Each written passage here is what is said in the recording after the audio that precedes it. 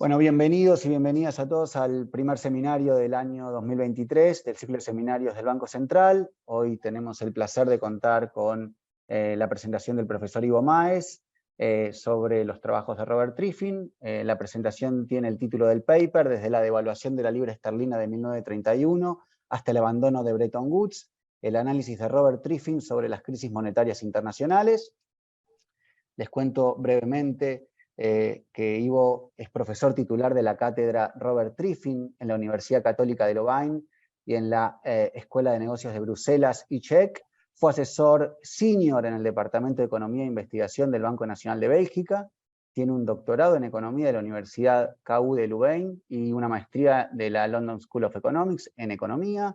En 2013 fue miembro del Comité de Reforma Institucional de la Unión Monetaria de África Occidental y desde mayo de 2015 hasta junio de 2018 se desempeñó como presidente del Consejo de la Sociedad Europea para la Historia del Pensamiento Económico. Fue profesor invitado en la Universidad de Duke, en la Universidad de París-Sorbonne, la Universidad de Lyon y en la Universidad de Roma III, y ha publicado extensamente sobre teoría monetaria, la integración monetaria europea y la historia de la banca central. De hecho, por su libro Robert Triffin, Life, junto a Ilaria Pasotti, recibió el premio al mejor libro de la Sociedad Italiana de Historia del Pensamiento Económico, y en mayo de 2018 también recibió el premio Camille Gut por sus publicaciones científicas sobre dinero y finanzas, especialmente sobre la construcción de la Unión Monetaria Europea. Well, now I switch into English. Ivo, when you want, you can start with the presentation. Okay, so first of all, many thanks for this kind invitation. Let's say the Central Bank of Argentina, especially to German Feldman and Ariel Dwoskin for organizing this seminar. And so I have to say I'm really happy, a little bit unhappy that I cannot be physically in Argentina.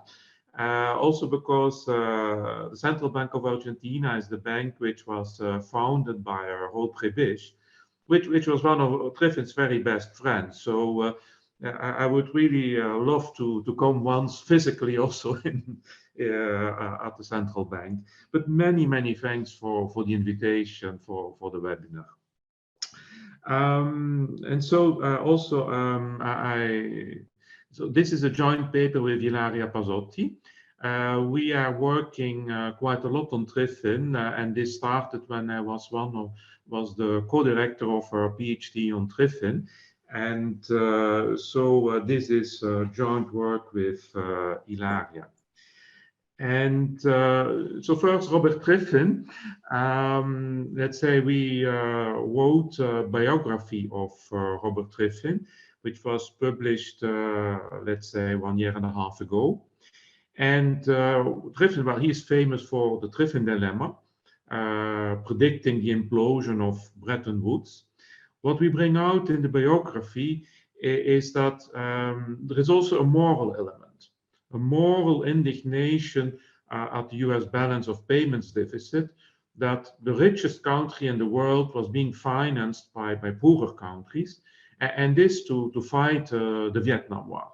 So this moral element is one of the elements which comes back in the book, that as we try to have a biography, the economics, but also the person. And then double track in his policy proposals, reform the international monetary system, an international central bank, very much like Keynes. But he is skeptical that a big global reform will be possible, and he is pragmatic.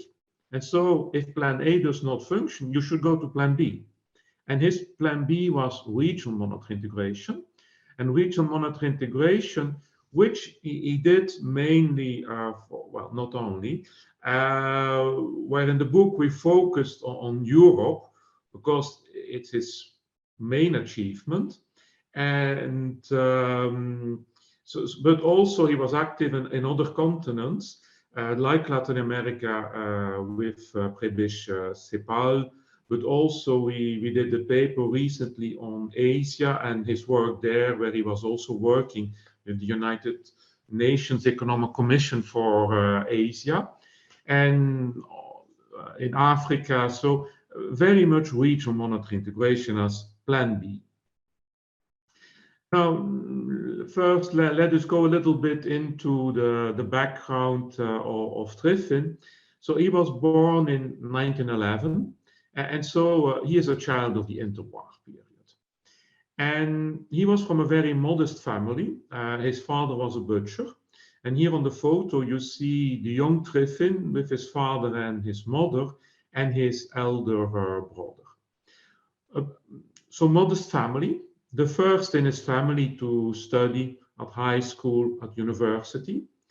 And going to university was naturally an enormous change for Triffin. He is there in a completely different background, progressive Catholic background.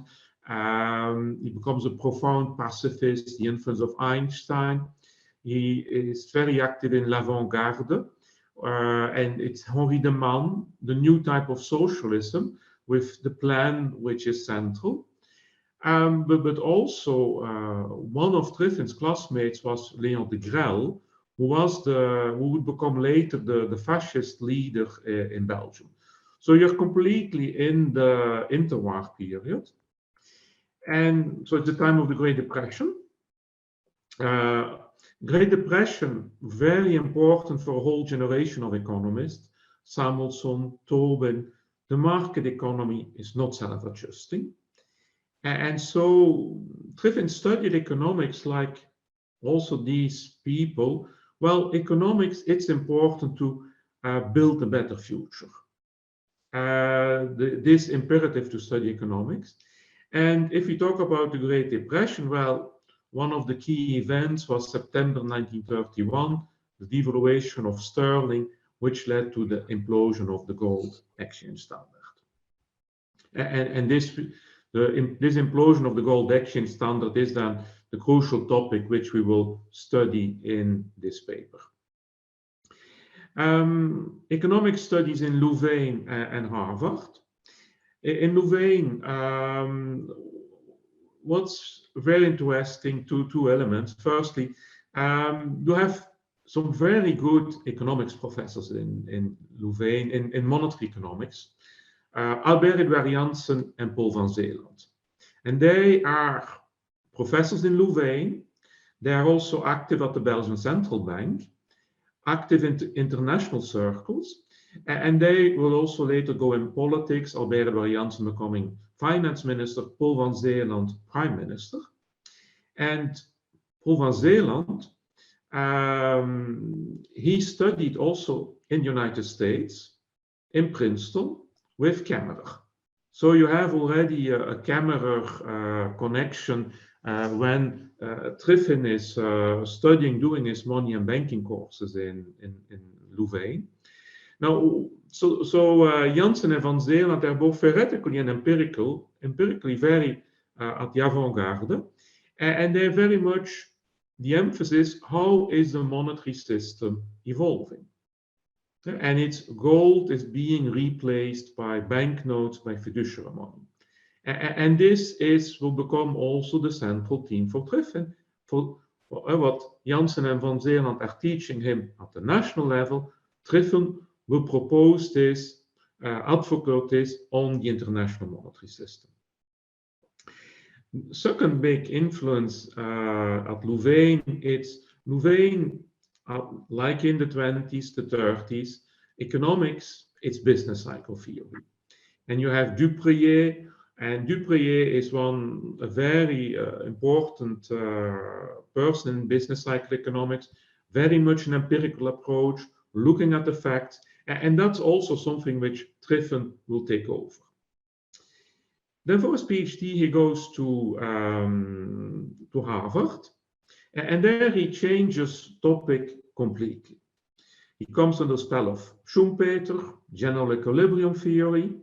There is Chamberlain, monopolistic competition. There is Leontiev. And so Triffin, he makes a completely theoretical PhD on monopolistic competition and general equilibrium theory. He goes back to Leuven, does not go well. He goes back to Harvard, where he becomes an instructor. And so he will work a little bit on these topics, But 42, he goes to the Federal Reserve, and then he will leave theoretical economics. Now, what is important is Triffin, this experience of monopolistic competition theory and general equilibrium theory, it will shape Triffin's perception. General equilibrium, if one country has a deficit, another country must have a surplus. So he will look at counterparts, the general equilibrium perspective. And monopolistic competition, well, he will look at power relations.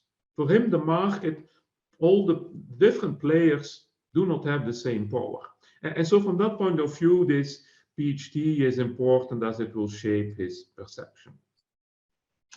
Now we are in the 1930s. Like many countries, Belgium is also following a deflation policy. This will stop in March 1935, when Paul van Zeeland, one of Triffin's professors, becomes prime minister. And so it's decided we have to stop deflation, devalue the Belgian franc. And it was the young Robert Triffin who made the calculations for this devaluation. And here you have a chart in one of Triffin's articles, where you see the flexibility of different types of prices. In black, you see the wages which are not very flexible. In gray, you have manufactured articles, which are more flexible. And then you have industrial raw materials, which are even much more flexible. And so Triffin, he will make calculations based on a tradable, non-tradables model for the Belgian devaluation. But for the story here, what's important is that Triffin, from his first article, 1935, he has very clearly this idea. If you have fluctuations in the world economy, you have prices which fluctuate a lot and other prices which are much more stable, and it are prices of raw materials which are fluctuating much more.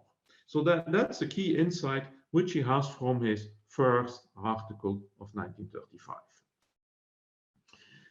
So then in 1942, it's the Second World War. Economists, they leave the universities, they go to Washington, contributing to the war. And Triffin, who has meanwhile, he has married an American lady, has become an American, he goes to the Federal Reserve. And it's in the Federal Reserve that he will become responsible for Latin American section. And it's there that he will already have make great friends as Urquidi, which you can see here on the photo together with Triffin, and even more important, Predish. And Triffin, well, he is in the business cycle. Yeah, his background, Duprier, is business cycles. And then he will say, but what is the business cycle in Latin America? Well, it's not like in developed countries like in Europe, United States. It's not saving investments which are the drivers of the business cycle, but it's exports and imports. And so there he is on this core periphery theory in his Latin American work on Latin America. And then at the end of his time at the Federal Reserve, 1946, he will write the first article on the international economy, national central banking, and the international economy. And then 1946, Triffin will be one of the first economists who will be recruited at the International Monetary Fund in Washington. Now, let us go a little bit more into this first article of Triffin on the international monetary system. And one of the key questions in that article is the international monetary system, is it a gold standard or a sterling exchange standard? And then Triffin talks about the central position occupied by Great Britain in the 19th century functioning of the gold standard. And so he will say, look, what is crucial is that the London discount market, it's an international market. And so it will not only, if there are changes in the Bank of England's discount policy, it will not only affect the British economy, but the rest of the world. And so orthodox gold standard policies, they will need to, if you have a disturbance in the center, well, this disturbance will be propagated, spread throughout the world, the economy. And so what's the policy conclusion? Policy conclusion of Triffin working on Latin America. Look, countries in Latin America, they are prone to disturbances caused by discount policy, the Bank of England. So you need international liquidity and policy coordination as you should control the cycle. And this will come back also later in his work. He will remain on this slide. Now, as we in this paper, we focus on the 1931 sterling devaluation. But he did not, in this article, he did not discuss at all the 1931 sterling devaluation. And he explicitly noticed, well, in the interwar period, Britain was no longer the dominant financial center of the world. So it's quite strange on the international monetary system, but the sterling devaluation is not there. So Triffin, he is at the IMF, where he shifts from Latin America to Europe. He becomes the first IMF representative in Europe. And there he will be very much, it's the time of the Marshall Plan, and there he is very much in favor of multilateral clearing. He says, look, what is the biggest danger for the world economy? It's bilateral clearing. We have to get rid of all these bilateral quotas, tariffs. We should go to multilateral clearing in Europe, and for that we also need a payments union. And so Triffin, he will become one of the architects of the European payments union. And then in 1951, he will move to Yale, where he will become a professor. And his first important book is Europe and the Money Model, 1957. And it is about his experience in Paris European Payments Union. And so the central issue of the book is dollar shortage. The dollar shortage, which you had, at least in Europe, after the Second World War. And what Triffin says, well, look, this dates from the First World War.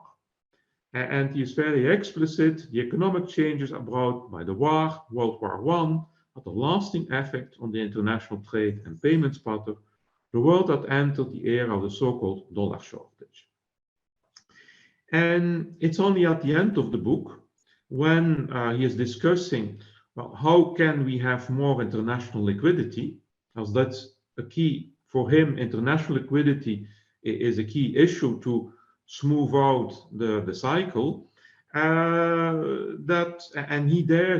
believes that IMF is still very much on the idea IMF who can bring international liquidity, that suddenly he sees the danger of the gold exchange standard. Yet this return to a multi-currency gold exchange standard carries with it very great dangers. Now, as in the 1920s, sudden and often speculative shifts from one currency into another or into gold might greatly endanger the stability and convertibility of key currencies. And then he presents one of his typical tables. What is the situation of world reserves? And if you look at the first line, it's gold. And it increases, but slowly, from 26 billion in 38 to 35 to 38. And then if you look at 3B1, what are the international reserves of the Western European countries? Well, in 38, they were 7.3. After the war, they had gone down to 6.3. And then 55, they have increased to 13.6. So Central Europe has succeeded in getting over the dollar shortage. Now, where did these reserves come from?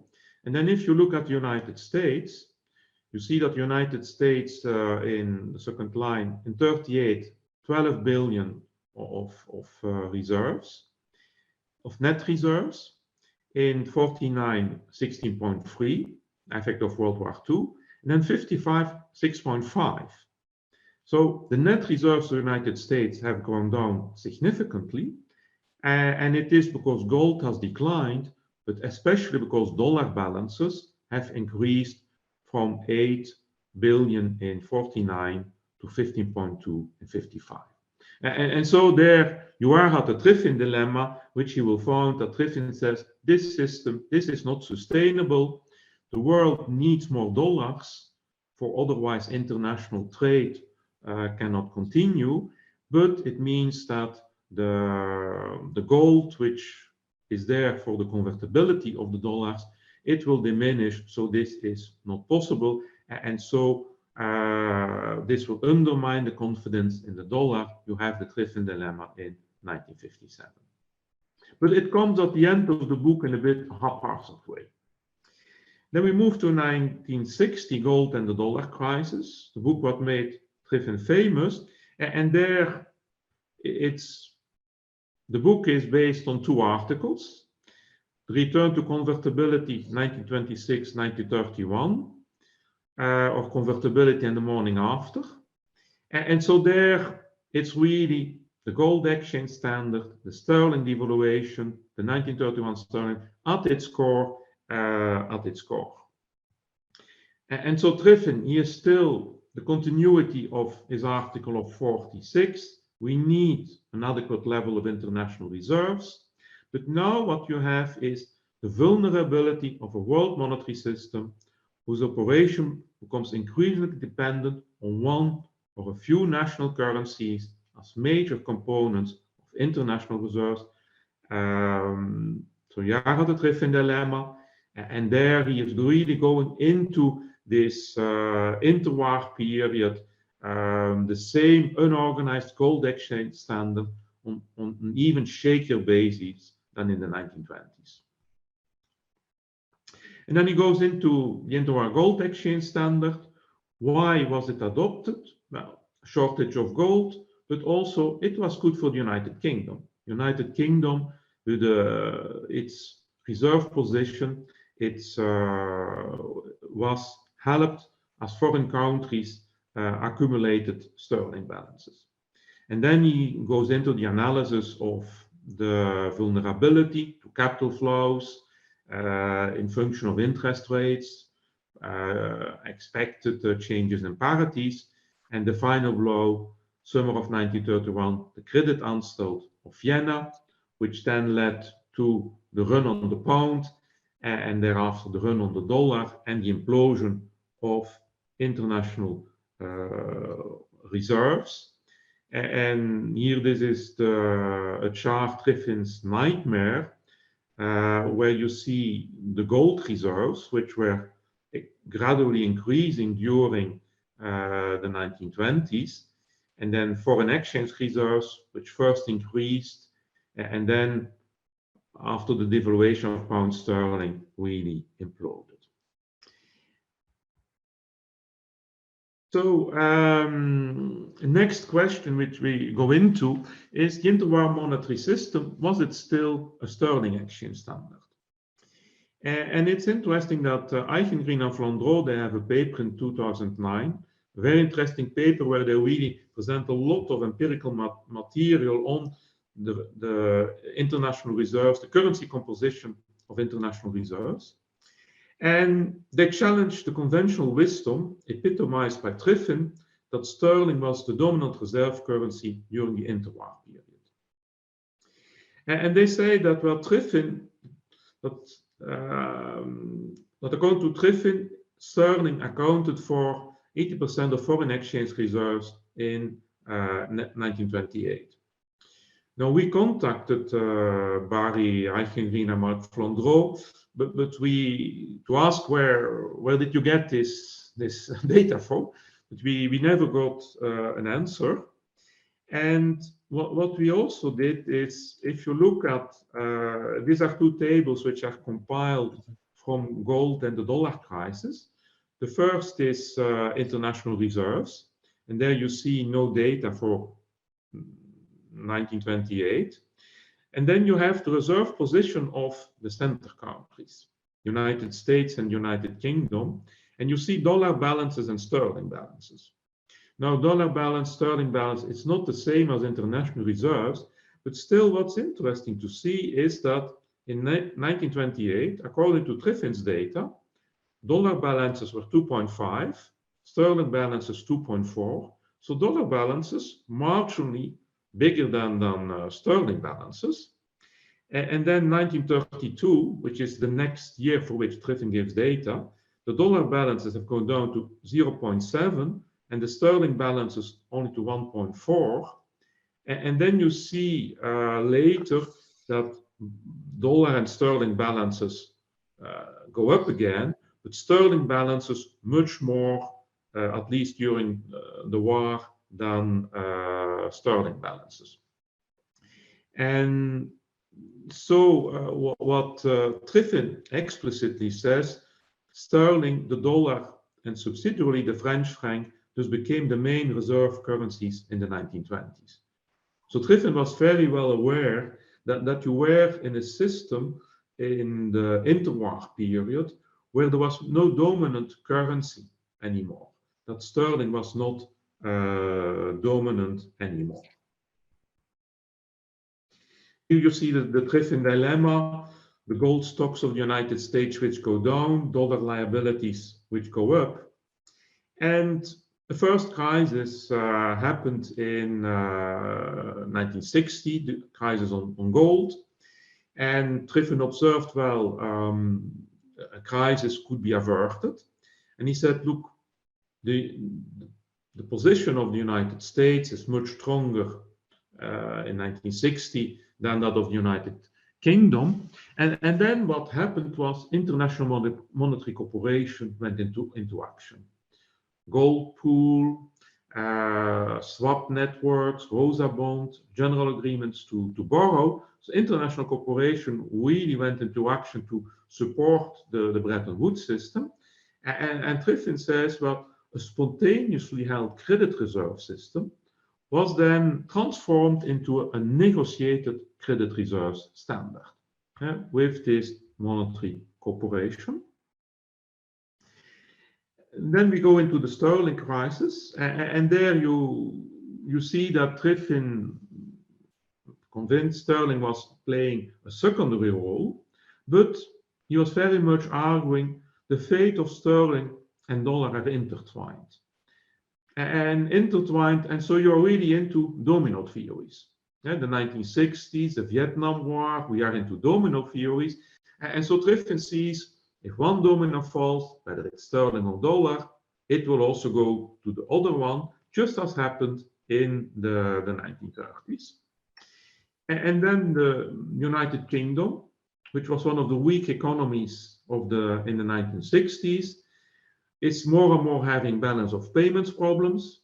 You go into a stop-go cycle. The British try to relaunch the economy, balance of payments deficits, restrictive policies. And so finally you get the sterling devaluation of 1967, which for Triffin was the death throes of the gold exchange standard. However, it did not lead to the currency war as in the 1930s, but it increased international instability. Now, 1971, August 15, the suspension of the gold convertibility of the dollar. Triffin felt vindicated. The obvious shortcomings of the gold exchange standard led to its predictable collapse on August 15. And so Triffin, he starts making a comparison. Will we now have the same thing in 71 as in September 31? And he says, look, there is much less danger of deflationary policies, of competitive devaluations, but he was fearing protectionism. restrictions. And he was also predicting the end of the dollar as an international reserve currency. Now, this was not Triffin's best prediction. The end of Bretton Woods would be not the end of dollar supremacy, and it would not inflation, but deflation would become the fundamental economic issue in the 1970s. And so we get Triffin's aggiornamento, 1978, that he acknowledged that he had completely underestimated that central banks would keep dollar balances notwithstanding the danger of a dollar devaluation. And then he gives certain reasons: US political pressures, bureaucratic routine, fear of rocking the boat, reluctance to accept the depreciation of the exchange rate. So it starts looking for explanations for why did central banks keep holding dollars, which is a completely different experience of what happened in the interwar period. And then he goes further that what do we have thereafter? It's a paper dollar standard. It's a mushrooming of commercial bank lending.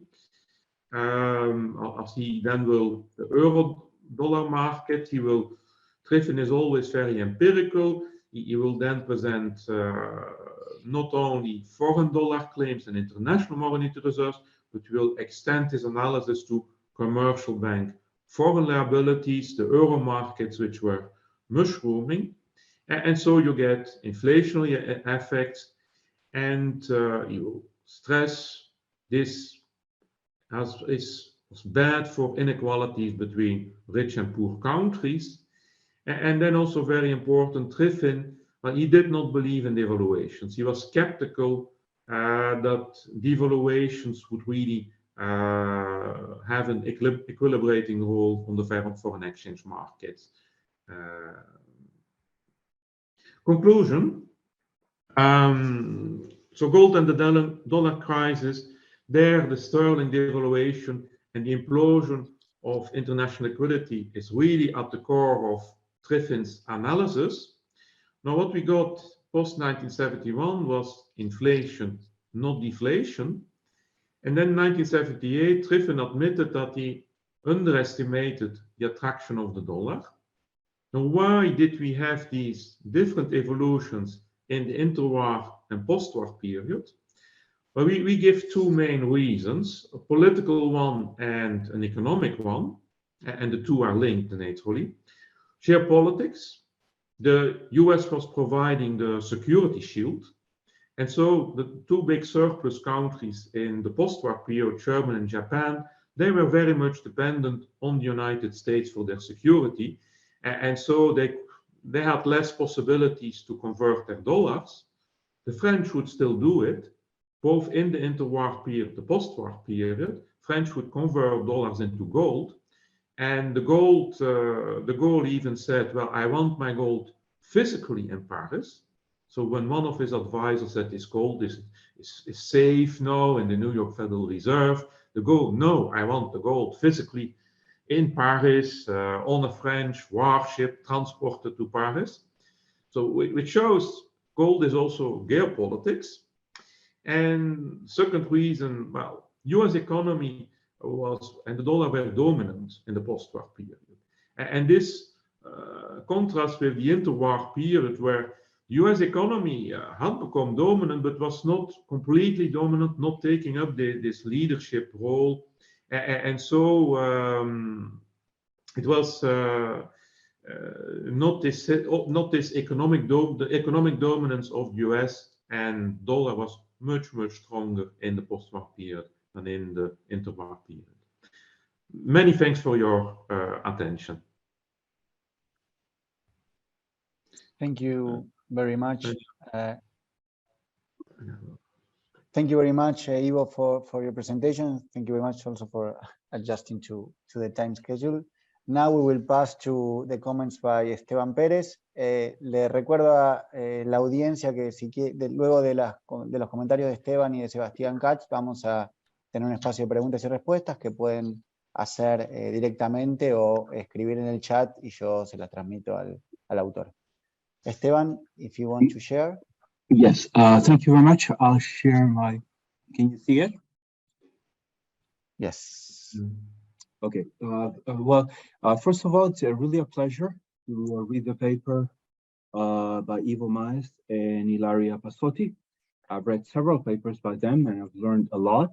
And once more, I felt like I've learned a fair amount. I would like to focus my paper on three things, three issues. The number one issue is a little bit the relation between Triffin and Prebisch that's treated in the that's addressed in the paper. The second issue will be the issue of the exchange controls. Then I'm going to ask some questions about the gold standard. And finally, I would like to address devaluation and the issue of global liquidity that Triffin dealt with in his 1960 book. The first issue that I would like to bring is the relationship between Triffin and Prebisch, which the authors addressed, and which Professor Maes mentioned initially in his presentation. And what I would like to say regarding the Triffin and Prebisch and the relation is Maes and Massotti said that they were very close to the ideas regarding center and periphery. I will go a little bit farther, and I think if we read Triffin's 1964 book about the evolution of the international monetary system, actually Triffin was already using the analytical categories of Prebisch, referring basically to center and periphery countries when he talked about the gold standard. That's one point. The other point, which is I think it's a deeper point, is the idea that many people have that Prebisch, when he talked about the declining terms of trade, he referred to a structural issue. Now, I think if we read carefully, and here I have two quotes from his 1949-1950 book about the Economia manuscript, which is called the Prebisch Manifesto, the economic development of Latin America and its principal problems, then you will see actually that when he talks about the declining terms of trade, he talks very much in the same line, using some of the same, I think, maybe not exactly the same arguments, but in the same spirit as Triffin, relating the decline in the terms of trade, not to structural features, but to the cycle. And he says, when he talks about the progress in industry, primary production, that declines, how the price relation has moved against the latter. And he says the existence of this phenomenon cannot be understood except in relation to the trade cycle, which is the way capitalist economies grow. And I think this is important to understand in the sense that this reflects actually the work that Prebisch had done previously to his ECLAC tenure. And even though in ECLAC he forgot a little bit about the cycle, or the cycle went, so to speak, into the background of his analysis, when he went back to UNCTAD in 1964, 1963, and he published Towards a New Trade Policy, you would find actually the same phenomenon. So I would argue actually that the decline in terms of trade, Prebisch related that to the cycle, not necessarily to structural feature, or I would try to qualify that statement. That's my number one comment. The second comment is about exchange controls, which at some point I think the authors brought in. I understand this is not exactly the main point, but I think it's worth bringing it out about how did Triffin feel about exchange controls. Prebisch was quite clear in exchange controls. he wrote this piece about the monetary policy autonomy in Argentina when he had left the central bank. This was in 1944, where he said, you know, what these countries, like in the periphery, they have they have to deal with the external cycle, and it's the external cycle that really causes the internal cycle. And Prebisch said several times, I don't know any other let's say cause of the peripheral cycle except external factors, and we have to sort of let's say create some sort of barrier or create some sort of mechanisms so we can insulate the external cycle from the internal policy objectives of governments in Latin America. And there he came with exchange rate controls, and he said, you know, I hate exchange rate controls, but you know, we have no other means. I think Triffin was a little bit more careful in exchange rate controls, and although he praised Prebisch in, for example, central banking and monetary management in Latin America, and his correspondence with Prebisch, in which, for example, during the time that they were together in Central Bank of Paraguay, he said, well, you did the hard work, I just did the administrative work, so all the success goes to you. Then he says, basically, in 1947, that history of exchange rate controls is the condemnation of most exchange control systems used in the past. And then in the monetary and banking reform in Paraguay, and this has always surprised me, and this is more of a question to you than of a, let's say, of a comment on the paper. He calls it a dangerous instrument that must be used with care because it introduces these disturbance elements into the price system. And he says, although nevertheless, under certain circumstances, exchange rate controls may be a lesser evil, if a temporary, so on. And then he said, however, control should be limited what's indispensable and only used for strictly monetary ends. So I see, you know, when you talked about devaluation, well, Triffin didn't like exchange controls. Then also, at least in the case of Latin America that I've read, he didn't like devaluation. So what's the solution? How can we fix the external problem of countries where if you can have quantitative controls, if you can have price flexibility, then what's the answer? Obviously, there's the issue of international coordination, but barring the international coordination, what can we do? Then there's a third issue that I would like to bring, which you criticize, obviously, is the gold standard and how Triffin felt about the gold standard. And obviously in his book in 1947, he says, well, the Latin antinomy between central banking and the classical gold standard. And then in his book in 1964, he brings sort of praises over the gold standard for preserving exchange rate flexibility and freedom from quantitative trade and exchange restrictions. And he says, well, the importance of maintaining the rules of the game. And if the gold standard went astray, it's because it was widely violated. Countries did not keep their promises or their commitments to the gold exchange standard. And I would like to hear your points of view. You obviously mentioned the gold standard in the 1930s, maybe in the 1940s, but is there an evolution in Triffin's thinking about the gold standard? And I would really like your points of view. Finally, I'd like to make two other comments. One is about devaluations, and this brings me to Triffin's dissertation. I think he did his dissertation with Schumpeter, in which he talks about devaluation and the rigidity of prices and oligopoly, and how devaluations do not work in a context of oligopoly. And I've read this obviously in the context of Latin America, and I would like to hear your points of view in the case of Europe.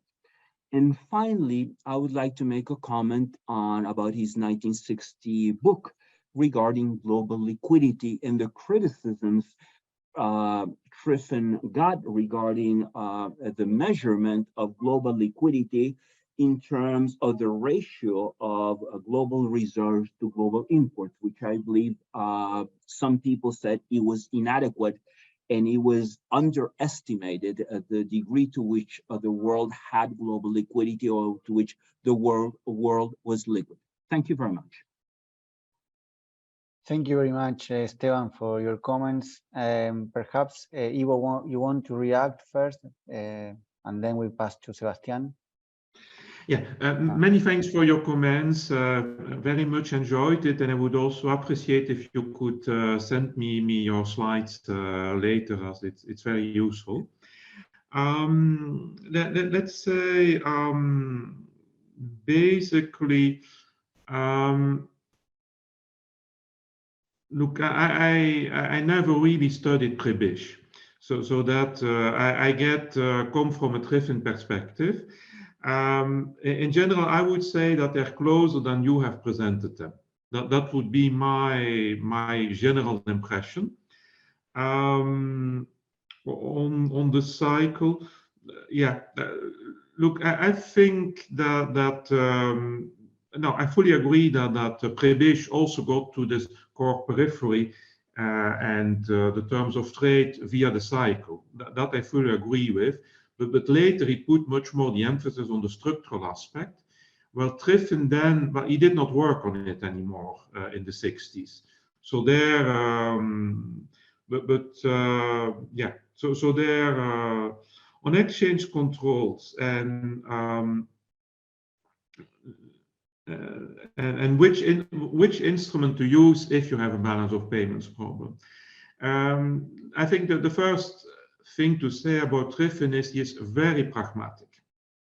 So he will try to make an analysis of the situation, and his advice will be different from country to country. So there,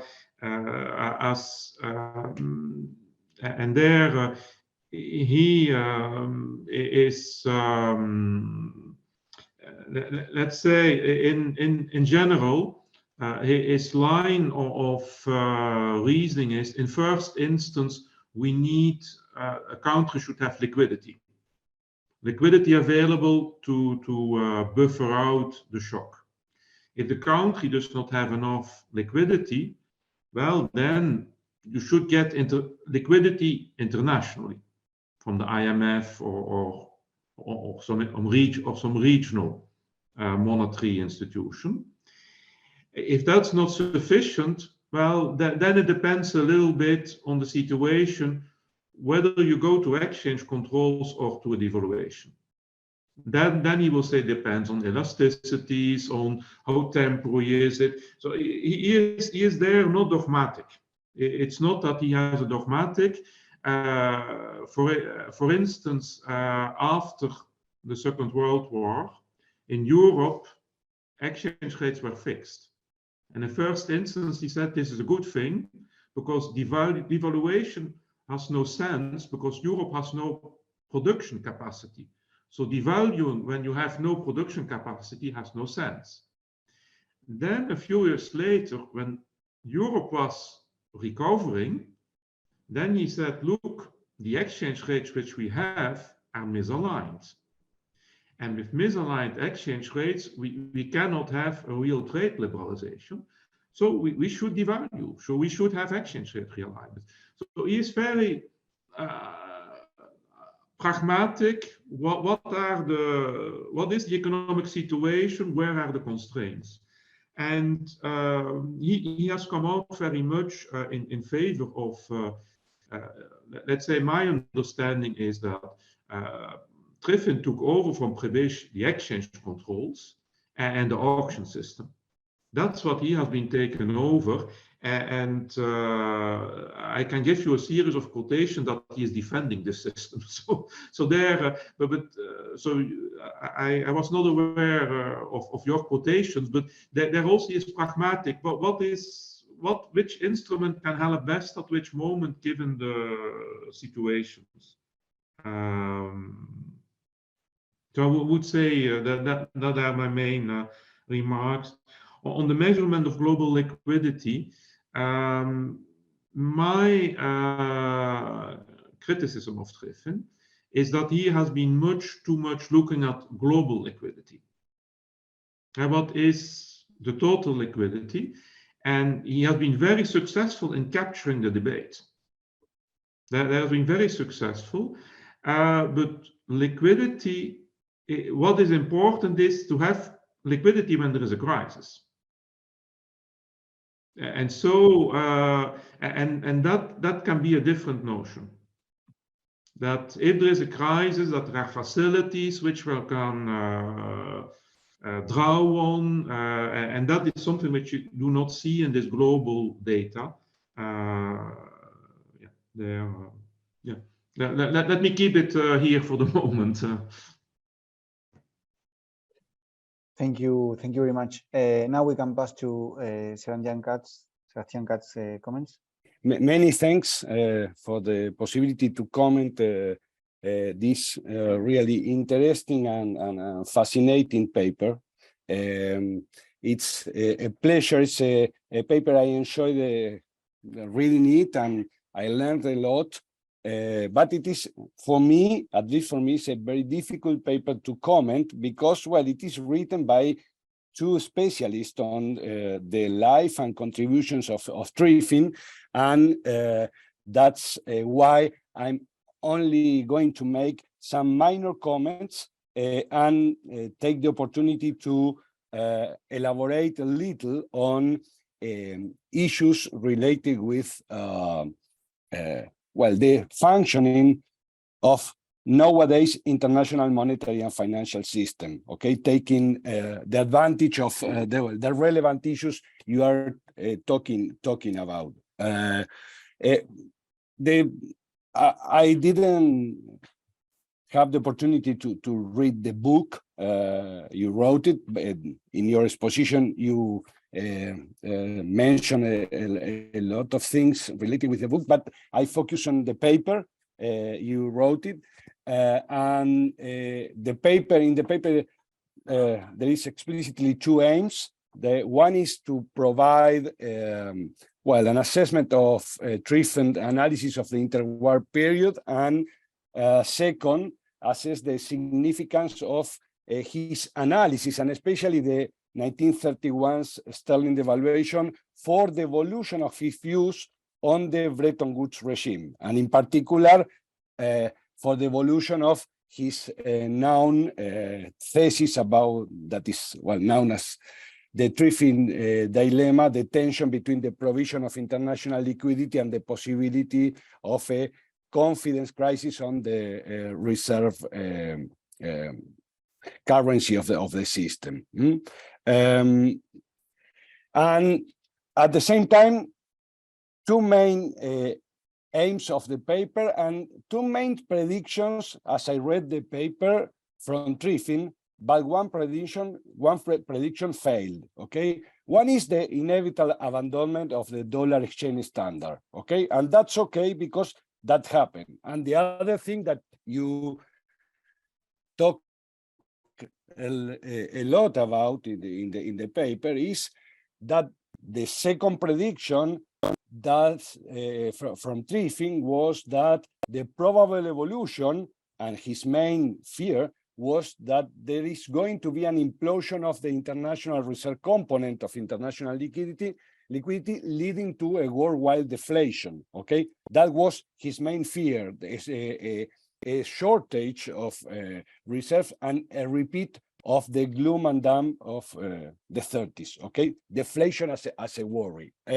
And in one side, I think that it is very, very important. I'm going to try to elaborate a little on this, because we know that this thing didn't happen, and in fact, what happened was something completely different. That was the evolution was in the direction of inflation, as you mentioned, in the direction of a reinforced dollar dominance. Okay, if anything, after a short recoil, the pivotal international role of dollar has become more and not less prominent in the international economy. And in fact, since August 1971, we have, for the first time in the international economy, an international fiduciary paper dollar standard or paper dollar money. Okay, and that evolution is critical, because I think that it is very important to try to understand why there was that prediction in the idea of Triffin, and try to understand the roots of such evolution. You mentioned the probable reasons why you think that Triffin's made a failed prediction, and one is geopolitics. You mentioned that. In particular, it's very clear that in the post-war period, second war, post-war period, there was well, a political and economic, but political dominance of US. And in fact, you mentioned very funny that the idea that the threat of the United States to withdraw troops from Germany as a retaliation against a potential withdrawal of Gulf from the Germans in Fort Knox. Okay, and that's an important thing. But the really important that you mentioned is obviously well, the U.S. economy as the hegemon economy in the post-war II situation, because of its huge size and because of deep and sophisticated financial liquid financial market, rule of law and institution, coupled with network externalities and the advantages of incumbents and inertia, and as you mentioned, the reluctance to accept FX appreciation by competing economies. In a nutshell, a combination of fundamentals plus self-reinforcement forces. Okay, and because we know that the selection of a national currency as international money is never completely arbitrary in the international economy. And in fact, when we talk about currency dominance, we talk about the combination of fundamentals and self-reinforcement forces, and you mentioned that. One thing that in a way intrigues me a little is some, I didn't read the book, but some, I think, omission in the paper about the positions of Kindleberger and the minority view in the debates of the 60s about exactly this issue. What was the probable evolution of the situation if there is going to be an abandonment of the Bretton Woods regime because of its inherent fragilities? Okay, and as you know, obviously, many authors, but it is very clear in Kindleberger's writings. But Merlin, for example, emphasizes that Kindleberger was not worried about the possibility of a terminal run against the dollar, because he thought that the dollar was the de facto and the real standard in the economy, and that there is nowhere to run, and that probably because of that, well, the probable evolution was not going to be in the direction that Triffin was thinking that was probable, repeating the situation in the 30s, because the situation in the 30s was obviously very, very different. It was a situation where there were not a clear leading economy. It was a situation where, well, there were competing reserve currencies, etc. And I have the question for you, Ivo, is why in the paper you never mentioned this important debate that was really relevant in those years and very relevant for the issues you are talking about in the paper, especially. That's one idea. You know, and you mentioned that in the paper, that although the idea is already in Triffin 1957, in the second book, that Kindleberger was very explicit about the role of US as a world banker and providing intermediation financial services for the rest of the world. And I will mention in a minute as a potential insurer in the economy, okay? And Kindleberger was very, very clear about that situation. And so the question is, are we today very far from Triffin and so close to Kindleberger? Well, not so fast, because to many, many authors, in spite of this dollar dominance in the world economy, there is a reincarnation, I would say, or a re-edition of a Triffin dilemma redux in the post-Bretton Woods regime. For example, many authors, and I think it is very interesting, and the recent papers from Helen Ray, Gurinchas, Fari, Otfeld, talking about this nowadays Triffin's dilemma or paradox. That is, for example, I'm quoting, interestingly, the current situation can be seen in a similar light. In a war where the US can supply the international currency at will and invest it in illiquid assets, it still faces a confidence risk.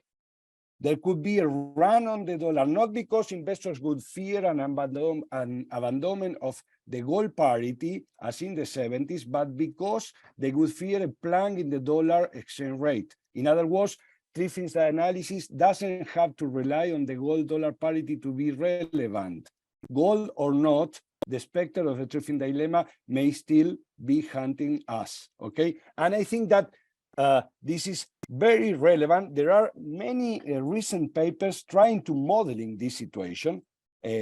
We could say the nowadays or redux Triffin dilemma, and trying, in fact, to estimate, for example, the exorbitant privilege coming from the US being the issuer of safe reserve assets in the international economy.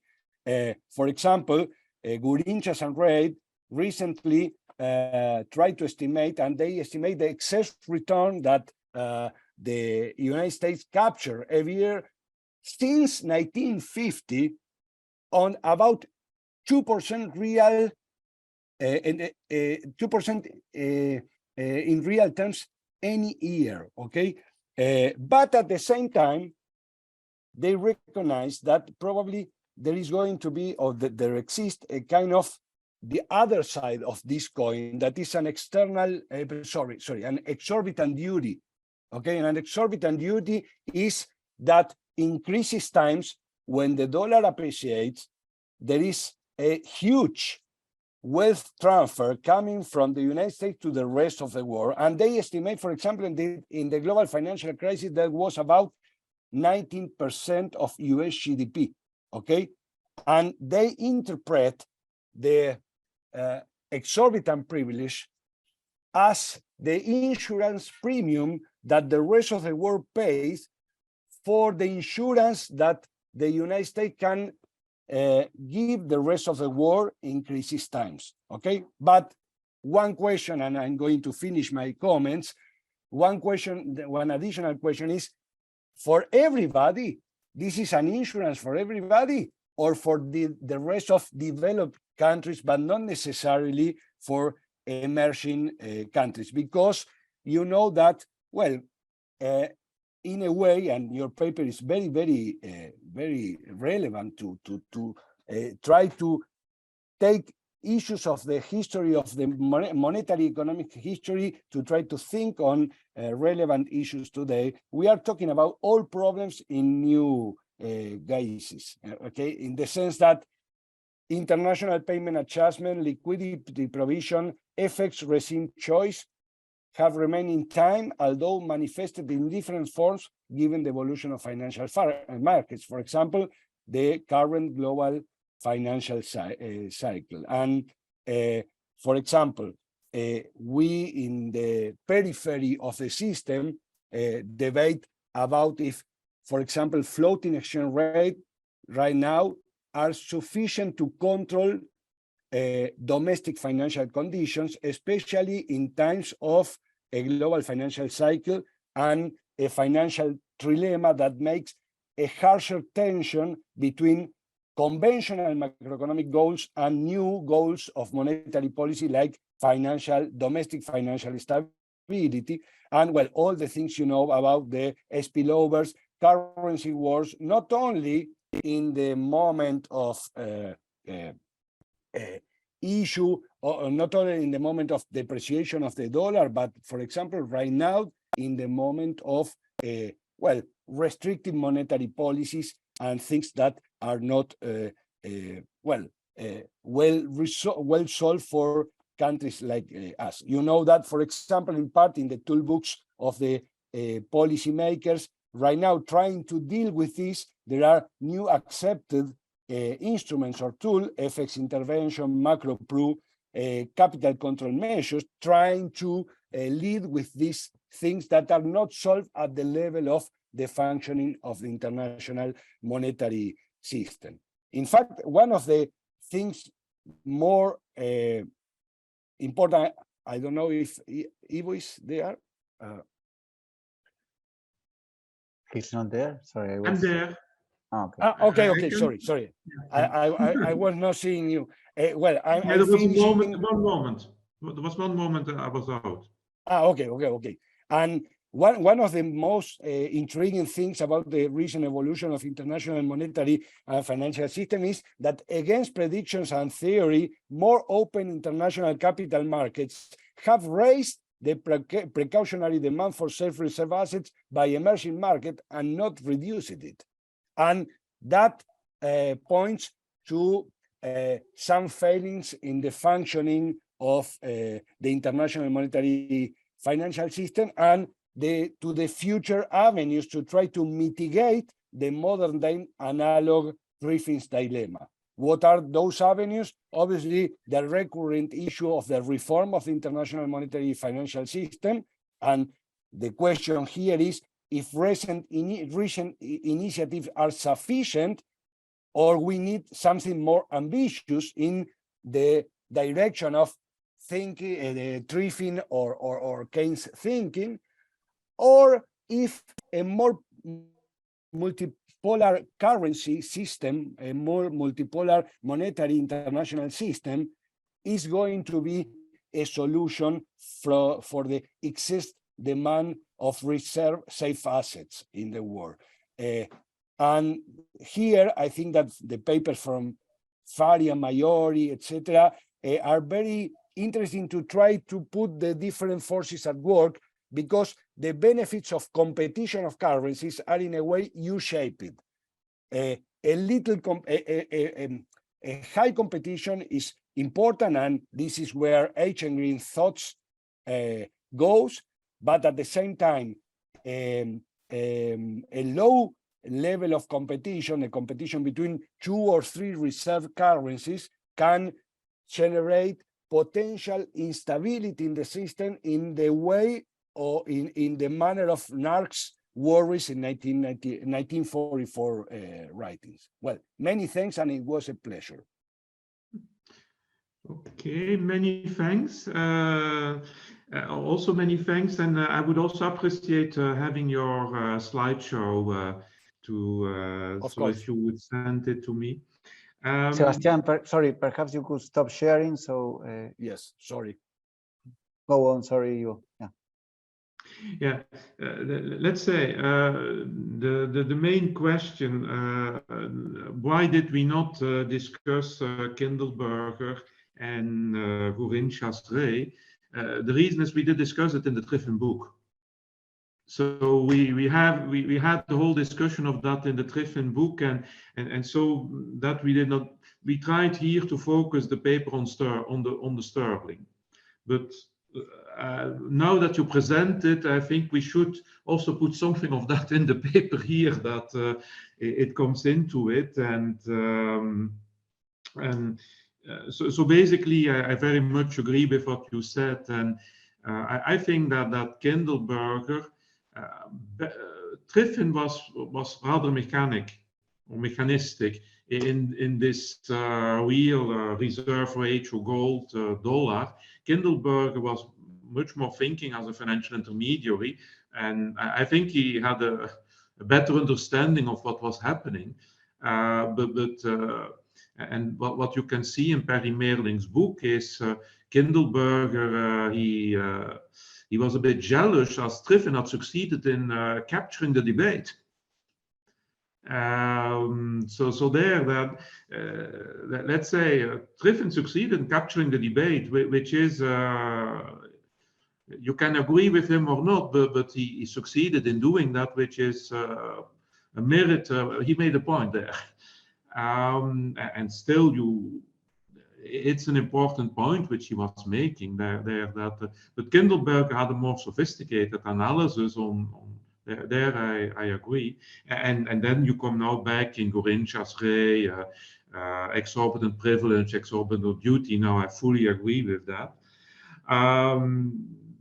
The really big issue is, and I have to admit I have no answer, is Triffin moved towards this position to have multi-currency world, multipolar world, and that's the Eichengreen view also. While Nerks was very critical of that, and he said, look, why did the system implode in the 30s? Well, it was because of this competition between currencies. And that's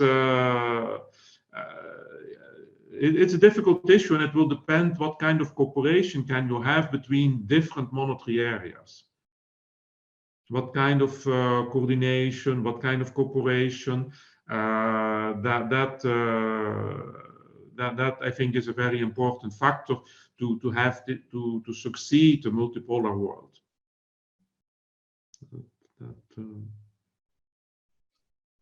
Okay.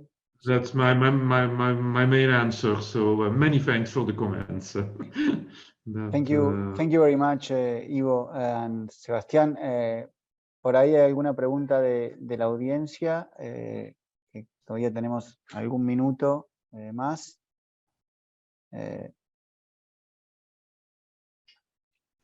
No veo nada.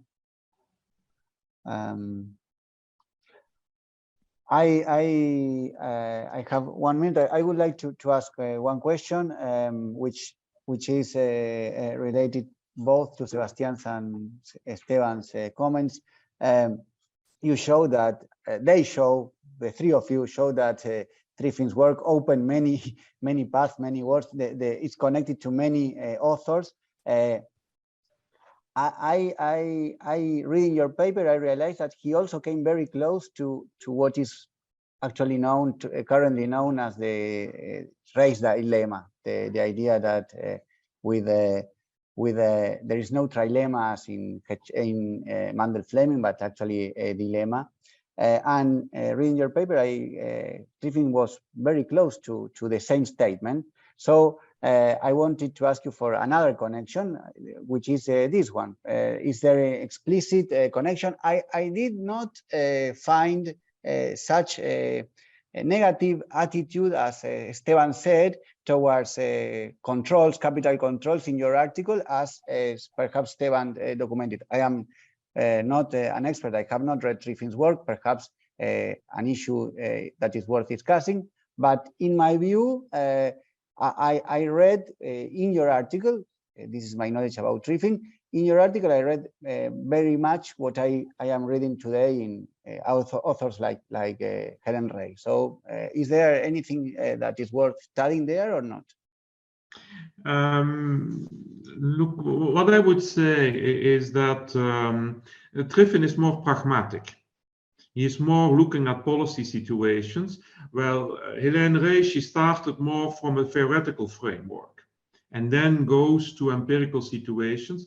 Triffin's theories were let's say, he was, the Triffin dilemma antedates the Mundell trilemma. And so he was less into these more theoretical debates, as he was more with concrete policy issues involved. But when you go then what Triffin, unless in situations of big disequilibria, he did not like devaluations. And so you get then, and he was quite positive on capital controls. That's my my reading of the, and he was, Triffin was not an ideologue. He was looking what is the policy situation, what are the instruments which we can use. He was there a very open mind.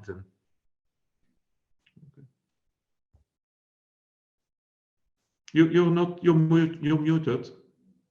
Ariel. Sorry, Esteban is raising his hand. Maybe he wants to add some clarification of what I said. Yes, I just wanted to sort of clarify a little bit the quote on exchange controls by Triffin. The quote comes from his report on the monetary reform of the Central Bank of Paraguay, in which actually Prebisch participated, and Prebisch wrote actually the legislation on exchange controls. And there is a letter from Triffin to Prebisch, congratulating Prebisch like he did the real work. But then when you read the the Triffin report, he's very careful about exchange controls. Now, it seems to me from reading Triffin that he was really struggling between, and it's the same thing within the gold standard. Like he, in 1947, he's against it. 1664, he said, well, it's really the rules of the game, and it's really these countries that are deviated from the gold standard, but the gold standard maintained, flexibility. Then in the same work, he talks about, well, really the gold standard works for the bigger countries, not for the periphery. So I think from what I can see, this is a person that was really trying to struggle to remain within sort of the neoclassical tradition in a certain way, and at the same trying to escape the neoclassical tradition and trying to find sort of a middle way. And so you find this person saying one thing at a certain point, and then another thing at another point, and then it's very difficult to maintain a middle ground. I don't know what you think about this. Let me add that I had the same impression when I read the article. As sometimes Prebisch did, he was struggling between pragmatic, what you call pragmatic view, which I see it as a vision against the traditional way of thinking, without having the theoretical tools to deal with that reality that manifests against what neoclassical theory says. So I fully agree also with Esteban here. Yeah, let me maybe say that what you have, Triffin is really somebody in a Keynesian wealth, I'm showing. He is very clear that we have the goals of the economy. We have to development, employment. He is very much in a Keynesian Weltan showing, so certainly not, and he has always been against the gold standard. He says this is not possible anymore. We live in a different world where you could do that. So there he is in a progressive Keynesian. That's his basic worldview. Very pacifist, against the Vietnam War. So there, that is his worldview. But then, if you go to concrete policy issues, he is pragmatic. And he will try to see what are the possibilities, what are the constraints, how does the economy function, and there he is pragmatic, looking what can be a solution. Okay. I was surprised by Esteban's quotation there on Paraguay, that it was so strong. That I can give a lot. Yeah, it was so strong. And my basic view is that Triffin took from Prebisch the idea of exchange control via auctions.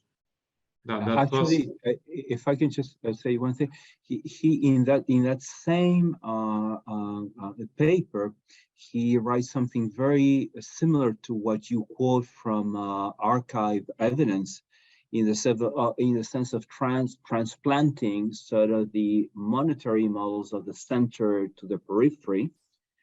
So he's very strong on this. And then after that, you know, you go into the exchange rate controls, and he says, well, really be careful. So that, you know, that sort of surprises one, that's all. Yeah, I was surprised, as I can give you a lot of quotations where he is in favor of it.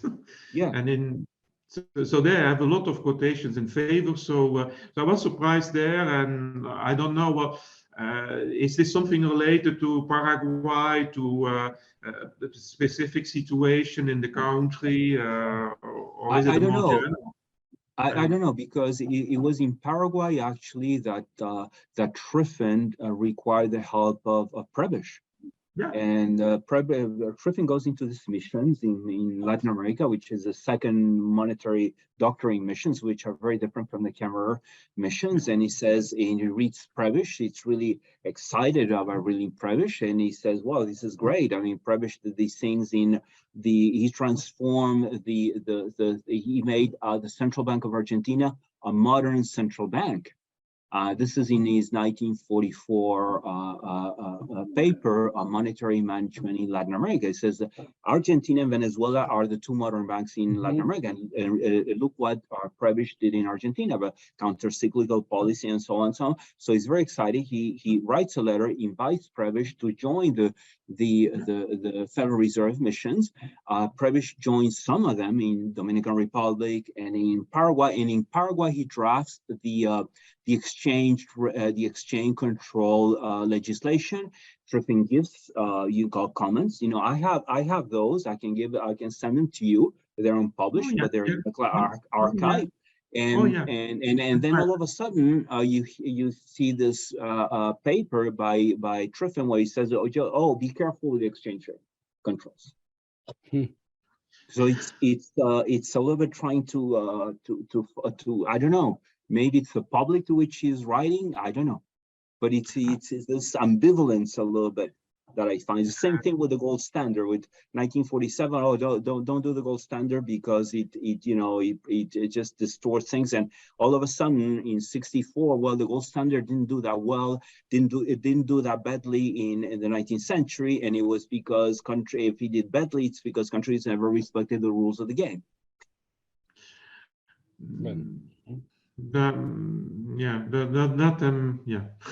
Okay, this is something that we can settle and can open paths to further research. Apparently, it's a topic where we can you can make further contributions. Well, we have run out of time. Thank you very much to the three of you. Thank you very much, Ivo, Esteban, and Sebastian. The discussion has been very interesting, very enlightening. So we will be closing the seminar. A la gente, a la audiencia, a los participantes, los esperamos en la próxima edición y muchas gracias a todos por participar. Si quedó alguna pregunta en el tintero por cuestiones de tiempo, trataremos de hacérsela llegar al autor. And we will contact Esteban, Sebastián with Ivo so they can send the slides that I am sure that they will be helpful. Muchas gracias. Thank you very much. Thank you, Ariel, for the invitation. Many thanks. Thank you. Many thanks for the invitation and the Professor discussions. Okay. Thank you, Many Sebastian, thanks. for the Very comments. Very useful. useful. Very I good. learned a lot. Thank you. A pleasure. Okay, bye-bye. I also Bye-bye. learned a lot. Bye. Bye-bye. Thank you. Bye-bye.